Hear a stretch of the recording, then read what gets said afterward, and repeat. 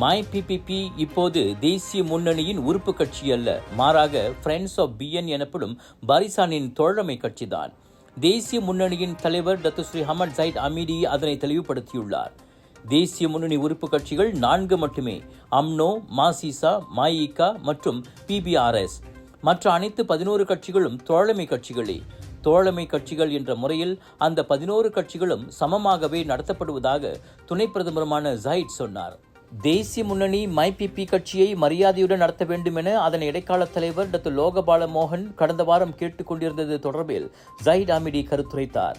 மே மாதம் நடைபெற்ற ஸ்லாங்கோர் கோலகுபபாரு சட்டமன்ற இடைத்தேர்தலில் என்னமோ தன்மானமே இல்லாத கட்சி போன்று மைபிபிபி நடத்தப்பட்டதாகவும், எனவே எதிர்வரும் பினாங்கு சுங்கைபாக்காப் சட்டமன்ற இடைத்தேர்தலில் பரிசானின் பிரச்சாரங்களில் பங்கெடுக்கப் போவதில்லை என்றும் டாக்டர் லோகபால மோகன் கூறியிருந்தார். தேவையான நேரத்தில் மட்டும் எங்களை பயன்படுத்திக் கொள்வது, மற்ற நேரங்களில் கண்டு கொள்வதில்லை என அவர் குறைப்பட்டுக் கொண்டார்.